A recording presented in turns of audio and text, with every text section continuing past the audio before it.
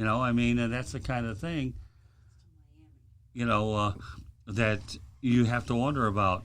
Now, since Candy wanted to go ahead and mention this, she's thinking that Foles to Miami would be an interesting fit. I'll quip with no, because that would just be another ridiculous move on Miami's part.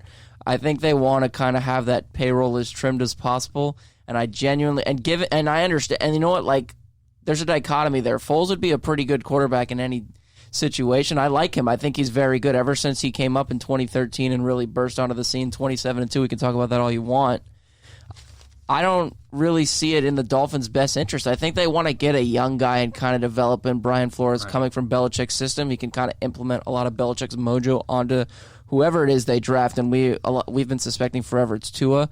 I mean, look, would I be upset if Nick Foles is our quarterback week one? Yes. Would I be upset if Nick Foles is our quarterback week one? No. I mean, I can answer that both ways because I really don't want to spend that money on a quarterback right now, and I'd rather develop our own guy. Well, that I don't see that one happening. The Miami Dolphins are in cost-cutting mode. I will say, though, and if we want to continue on the Jaguars a little bit more, I like the point he made about Fournette. I'll compare him to another guy that we saw his first year, big running back out of the University of Wisconsin-Madison, Melvin Gordon. Melvin Gordon, his first year in the league, averaged 3.5 yards a carry. He looked nothing like the running back that we saw in college, who was a Heisman finalist. Fournette, out of LSU, we thought this guy was going to be the next big thing. First year, we didn't get that. And both of them progressively have gotten better. And I think that's the trajectory that Fournette is on as far as the improvement goes. He's the perfect comp that I can think of, I guess, recently, as far as a running back who really didn't do much his first year. Melvin Gordon didn't have a touchdown his first year. And Fournette was pretty, Fournette didn't do much his first year either, but, with time and more experience, he's gotten better. So, I mean, I think, and I'll say this too, Scott. I think Doug Marone's job security has kind of been helped a little bit by Minshew's play. I wouldn't be shocked. I wouldn't be shocked if he's not there next year. But at the same time, I think he's developing a rapport with Minshew to where they could kind of test this next year. I don't know I'll ask you now, is his contract up at the end of the season? Marone's contract? Yeah, I think they certainly... And I don't know... be given an extension if that's what you're asking. Yeah, I don't know if they do one-year deals in the NFL, but at the same time, if you have something going, like you said, you use the hockey adage, ride the hot hand, and that's applicable to any sport, and I think right now more than anything, this is one of the most prevailing storylines in the NFL.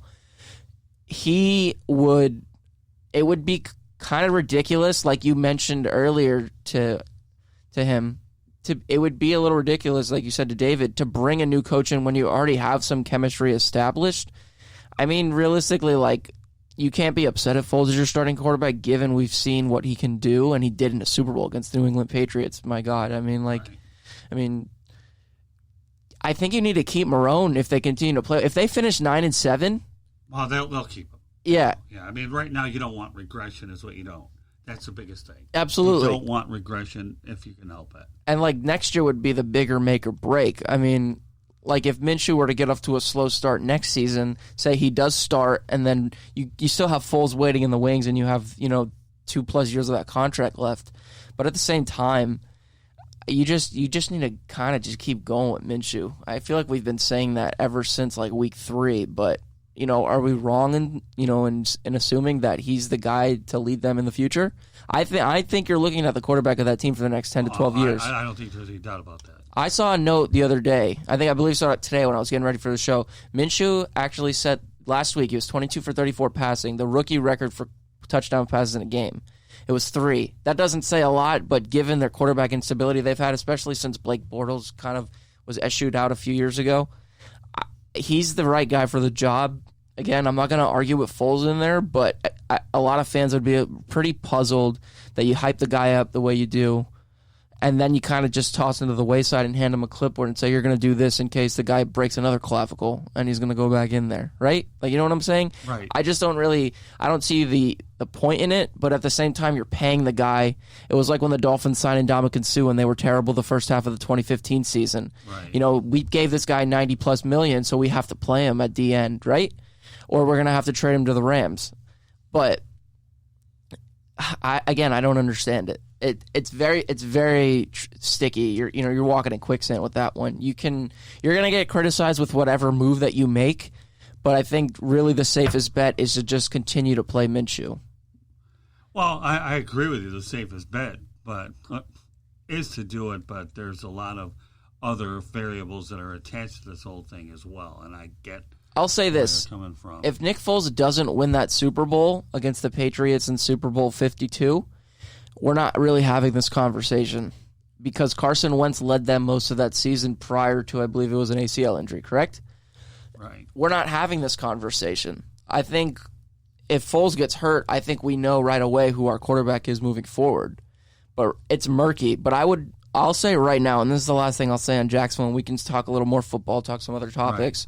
Right. I think if Minshew comes out, the London crowd embraces him and he has a big game, I'm talking, say he completes 65% of those passes, he throws 2-3 touchdown passes, and the pass rush gets to Watson, which he was sacked 3 times last week, by the way. He has been susceptible to that, and you could blame it on the O-line, which they kind of addressed in the draft. I think he's your quarterback for the rest of the season. I genuinely... I'll put that contract aside, and I'll just say, we're going to commit to Minshew. We're going to get rid of all of this speculation. We're not going to do what the Dolphins did and back out on a plan in a few days after we make it, say, Rosen starting and then Fitzpatrick starting. Right. And we're just going to say, he's our guy. We're going to embrace him the way that, Belichick did in 2001 with Brady after Bledsoe got hurt and he would soon go on to Buffalo. And he's our guy.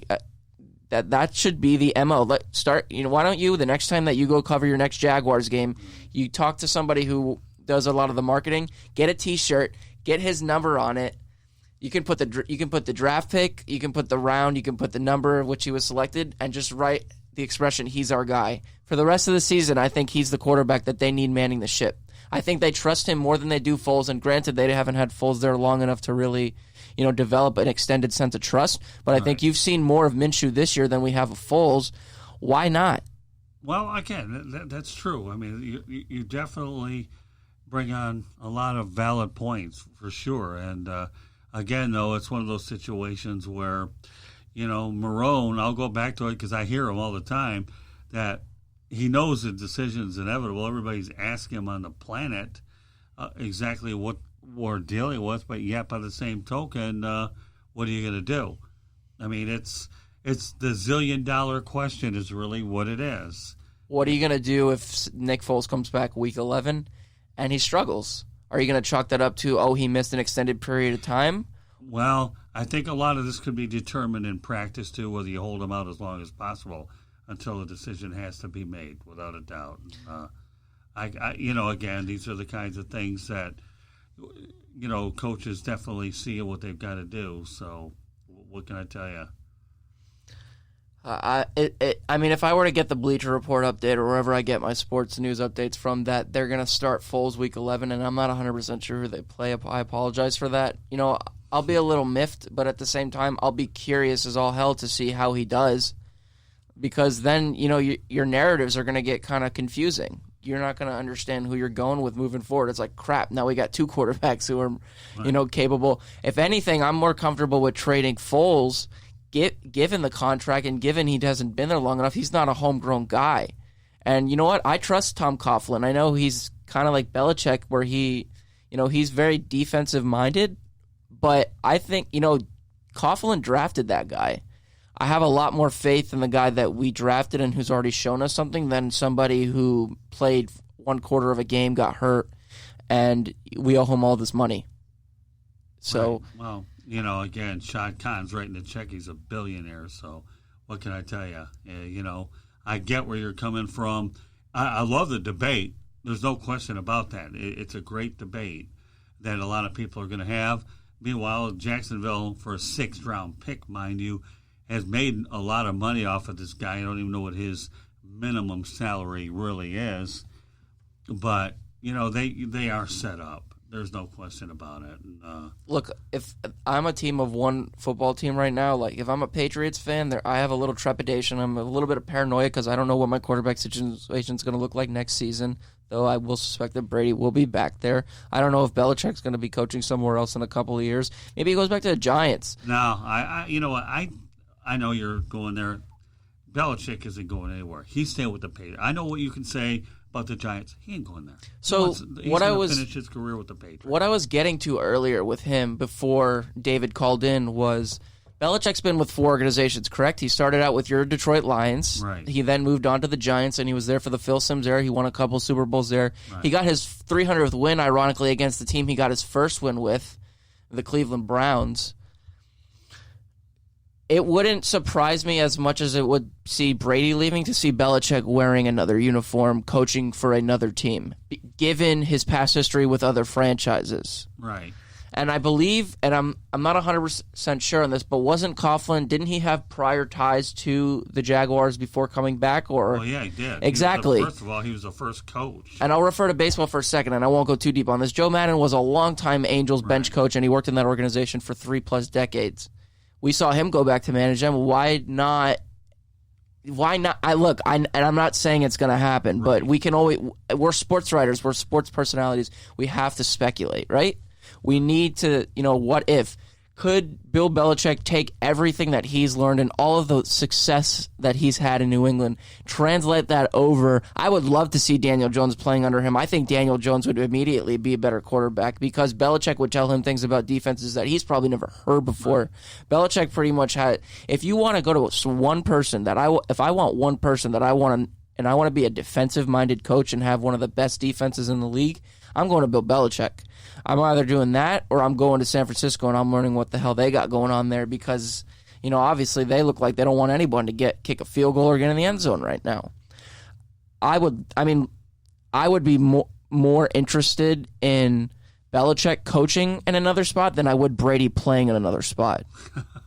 I would be because that's a loaded question, but okay, I want to hear this one. Because look, they've had great players in the time that Brady's been there. Obviously, you have Brady himself, Gronkowski, Randy Moss. Edelman's become Brady's A1 kind of guy in his receiving core.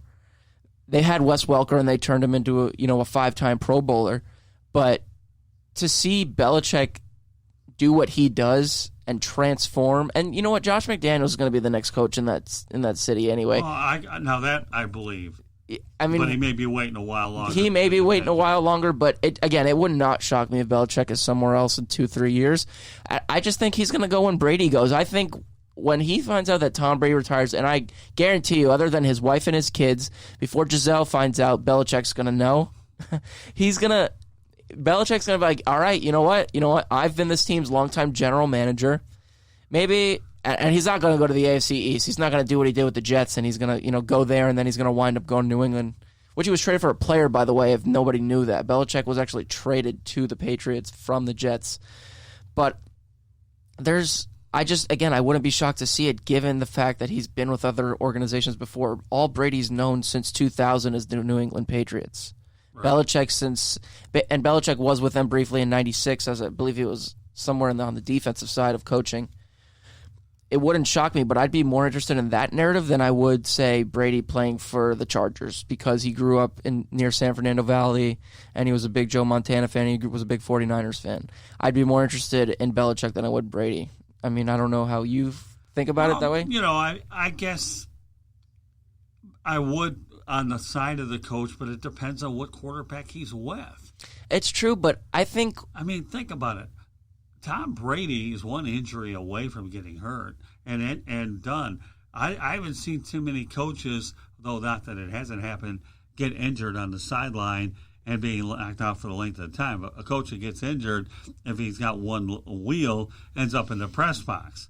Whereas on the other hand, a quarterback could end up anywhere in the trainer's room. So I understand it. You come up with some very valid points. You really do. But it's one of those situations where, I don't know. No, I still think if Robert Kraft has anything to say about it, even though his house is up for sale, Brady, that is. He did just buy another house in Connecticut, though, which nobody reported on. Oh, is that right? I have a guy who's like a Patriots unofficial insider, and he told me that. So, is that right? What happens to his son, though? I'll pose that question to you. His son is the safeties coach, Steve Belichick, right? what happens with him? He's a young guy. I believe he's in his early 30s. Well, Does he go with him? Do you think